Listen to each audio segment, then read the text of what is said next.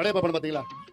அதில் ரஜினிகாந்த் செந்திலும் பொண்ணு பார்க்க போவாங்கல்ல, அந்த சட்டை அழுக்காயிடும். ரஜினிகாந்த் சட்டையை செந்திலுக்கு கொடுத்துருவாரு. அப்புறம் யார் மாப்பிள்ளை கேட்டோன்னே மாப்பிள்ளை அவர் தான், அவர் போடுகிற சட்டை என்னது. அதே தான் நம்ம அமைச்சர் இங்கே இருக்கிறார், கரண்ட் அமைச்சர். ஷாக் அடிக்கும். இந்த 3 ஆண்டுகளில் 4 முறை மின் கட்டணத்தை உயர்த்திய அரசு இந்த திமுக அரசு. நாங்கள் ஆட்சிக்கு வந்தவுடன் மாதம் மின் கணக்கெடுப்பு எடுப்போம் என்று வாக்குறுதி கொடுத்த ஸ்டாலின் அவர்களே, என்னாச்சு உங்க வாக்குறுதி? இதுல நான் கேட்டேன், சரி நீங்க வாக்குறுதி கொடுத்தீங்களே மாதம் கணக்கெடுப்பு நடத்துவோம், ஏன் எடுக்கலன்னு கேட்டா, அது ஸ்மார்ட் மீட்டர் வந்தாதான் நாங்க எடுப்போம். சரி எப்போ ஸ்மார்ட் மீட்டர் வரணும்? இன்னும் 3 நிமிஷம், இன்னொரு 4 மாதம் நீ போறேன். இவ்வளவு நாள் ஏன் கொண்டு வரலன்னா, அதுக்கு நாங்க டெண்டர் போட்டோம்.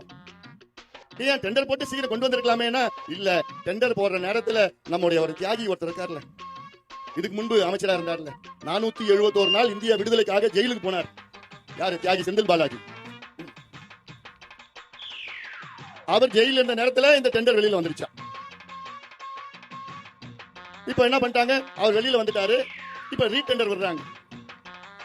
அதனாலதான் நான் சொல்றேன், அவர் தான் மாப்பிள்ள. அவர் போடுகிற சட்டை என்னதுன்னா, இவர் தான் அமைச்சர், ஆனா அவர் போடுகிற சட்டை எங்க? செந்தில் பாலாஜி. அவர் என்ன சொன்னார்னா இவர் கேட்கணும். இவர் அமைச்சர், அவ்வளவுதான். அவர் என்ன சொல்றாரோ இவர் கேட்கணும்.